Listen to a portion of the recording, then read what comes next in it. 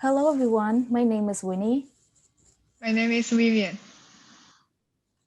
You're watching ANAH X Gallery Series 5th episode hosted by the two of us. We're honored to have April Sheridan, the Special Collections Manager of Joan Flasch Artist Book Collection and Archives with us today. Joan Flasch Artist Book Collection, also known as JFABC, is affiliated with the Flaxman Library at SAIC. It hosted over 12,000 artist publications in all formats of media, including books, zines, multiples, videos, audio recordings, digital works, periodicals, and other unique works of art created by artists of local, national, and international significance. Open to SAIC students and faculty, it facilitates class visits and individual visits for research purposes. Its digital collection provides an online guide for the rich artist publications collection available at JFABC. Let's welcome April. Hi, everyone. Thank you for having me here today. I guess I'll get started and introduce myself. I'm really lucky to be here and managing the special collections for the library, including the Joan Flasch Artist Book Collection and the archives that we have, the collection of archives as well.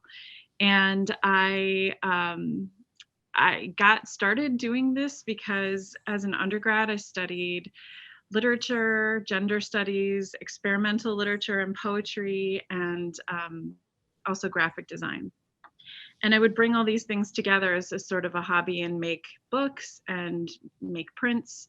And I was really interested in doing things with my hands. And then I heard that I was gonna do an MFA in just poetry.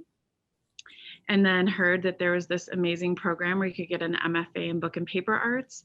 And so I did that program for 3 years and was really lucky and got to work with some amazing faculty members and just fell in love with this whole field that way. And during the time that I was a graduate student, and after too, I was using the Joan Flasch Artist Book Collection as part of my research. And when I started teaching community members, undergrads and graduate students, then I started to use this collection to teach them as well. So it's always been a really important part of my life for the past couple of decades, in fact. And I worked closely with the art librarian who was here before me, Doro Burma.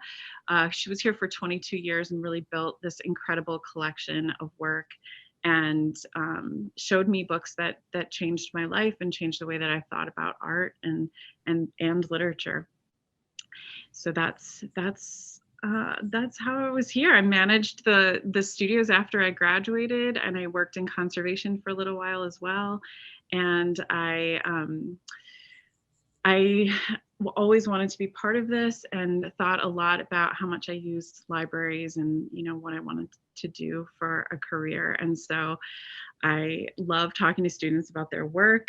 I love to help encourage people to make these kinds of amazing things that we have here. So that's part of how I arrived here. Well, as Vivien knows, I supervise about 10 student workers per semester, which is really great. We have a lot of really talented, mostly graduate students and undergraduate students who show a lot of interest in this field as well. And so I start my day by checking in with them. Sometimes they're there early and I get to talk to them, and sometimes we have a little meeting, and that's sort of what I do. And I start looking at the calendar, seeing what's coming up. And we have room visits, so I have to make sure that all of those are taken care of. So that means all the lists are pulled, curated, and ready for visitors. And so I rely heavily on the student staff for that, and they're just amazing every year. And then I'm checking emails, and those emails might be stuff about collections management or research, so people emailing from all over the world about, wanting to see a certain book or wanting to ask questions about some materials in our archives. And then I do a lot of, like today, my day is going to be doing work authorizations for the summer. So it's a lot of administrative stuff, making sure the schedule is planned for the summer, and working on some budget stuff that we have coming up as well.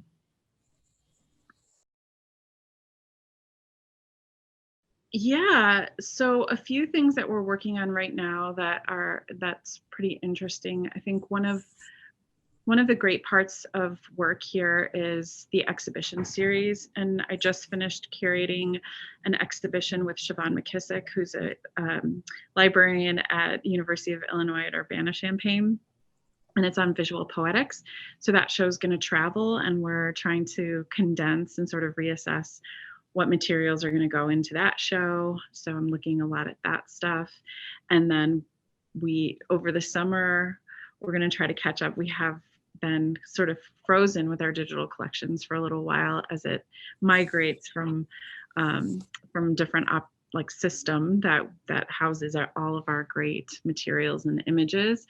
And so we're going to catch up with that and get a lot more stuff in the catalog.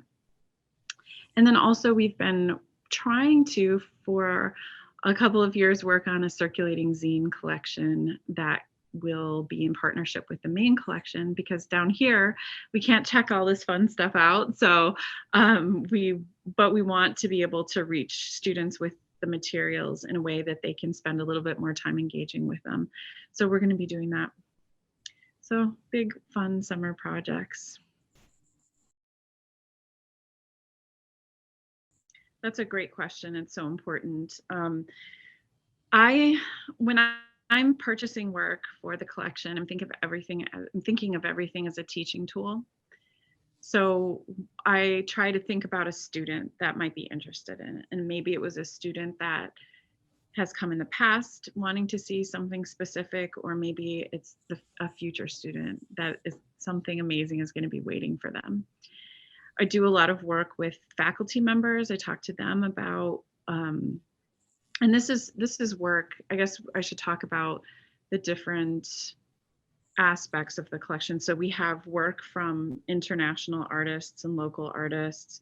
We have work from the students and staff and faculty of SAIC as well. And so we're always paying attention. So my conversations with faculty are about, like, what books have you seen lately that have been really inspirational that we could have and you could bring your students in for, and also what are your students making that's really incredible and that we should be showing the rest of their colleagues. So it's those things. And I think the overall mission is to capture a snapshot of work being done. Print is not dead. There is so much work being produced, and it is hard to keep up with it sometimes. And I have a list that I kind of go through and rotate through different publishers that do amazing things. And I think I'll just get to the end of that list, like a rotation during the semester, and then I'm back at the top and there's 10 more things that are new. So it's a pretty exciting time for that. I think we used to go to the New York Art Book Fair every year, which was held at PS1 MoMA.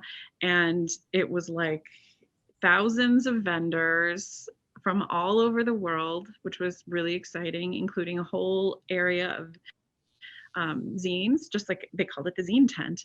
And so you would spend literally 3 days walking around with your map and maybe first going to the presses and artists that and then just kind of exploring and looking for stuff. So we're always looking for things that have a really good partnership between form and content. That's like, saying things are well designed, right? But that's the consideration that we're looking for from artists. And then also, what are the voices that should really be heard right now? And what are the places in the world that our students are coming from? And what are artists from that place making, and how can that kind of fit into this whole collection. And we purchase exhibition catalogs as well, and receive them, and that's kind of how this whole collection got started in a way too. It was a lot of exhibition catalogs suddenly became these rare kinds of publications that the librarians were suddenly aware of, like, oh, there's a Sol LeWitt, and then that's pretty cool, and now it's valuable. We should get this into a specially designated area. So I know a lot of artists. I talk to a lot of artists who are making stuff, and also look at Printed Matter's catalog a lot, and Brown Recluse Distribution for zines is an incredible distributor. And Inga Books here in Chicago, which is one of my favorite places. It's down in Pilsen, as an artist book store. And Chicago usually has about one every few decades or something. So it's great that they exist now, and they're really promoting great work. Wow. And I ask them, like sometimes we'll be sitting around, say, okay, just take a look at the Printed Matter catalog and tell me what you think looks interesting right now. And I think that's really important, because this is all going back to, benefiting students. The pandemic has been terrible for a lot of people in a lot of different ways, as we know.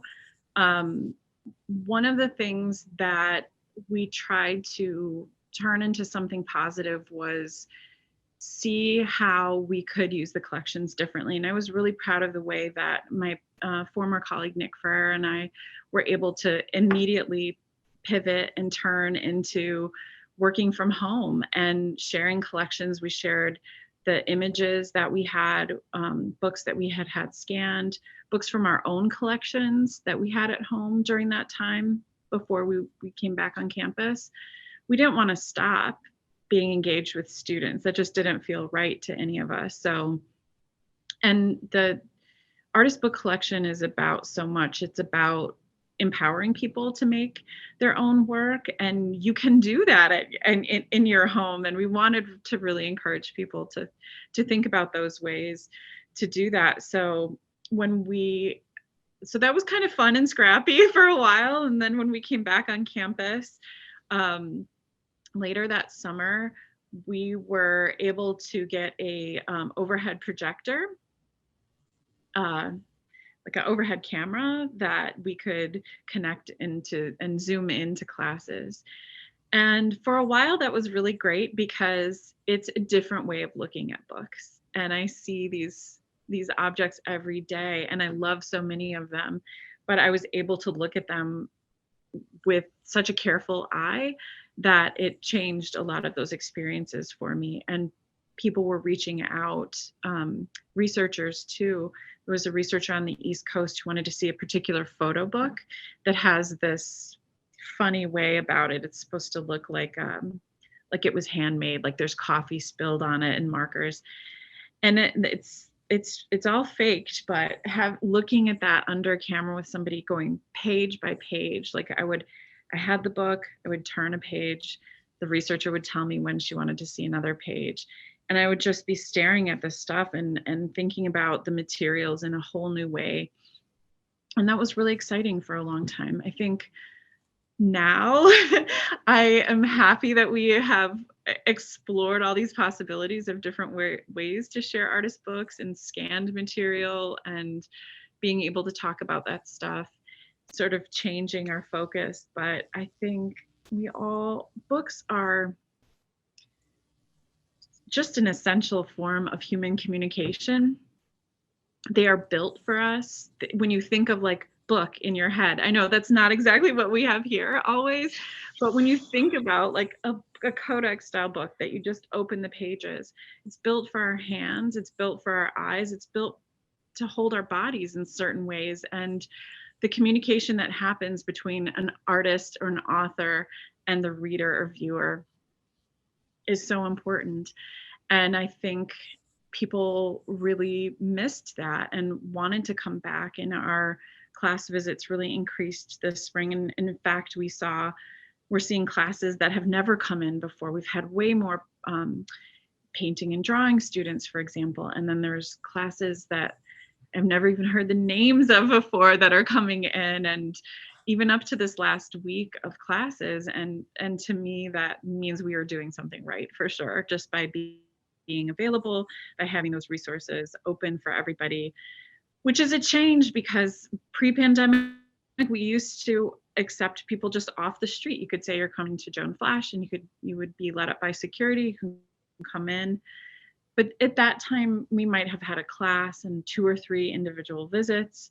So it was kind of hard to do every visit justice and to be able to, work hard and curate things for people. So now we're appointment only, which is way a lot of other special collections function. And I don't know how long we'll stay that way, but right now it's been nice to give us some space and really feel like we're concentrating on each person, on each class, and really able to give them a lot of attention.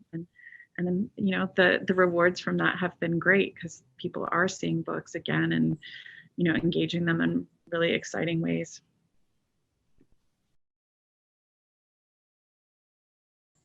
We're curious, what are some suggestions you would like to provide for students who are interested in working with archives, like either just go to JFABC for inspiration, or they would like to work in an archive setting as their profession?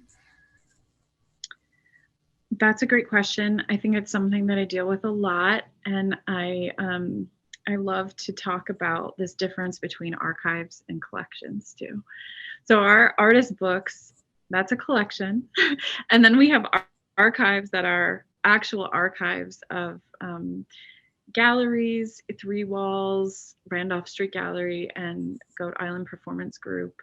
Tony's Wicker is the archives. Tony was an artist book dealer in New York for a long time.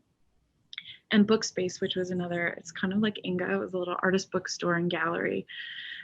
And so thinking, I have to explain the difference a lot to people. And so I would say, like, an archive provides a composite picture. It might be financials and ephemera and event information, personal information, and things like that, that all these papers come together to form a picture of what that was.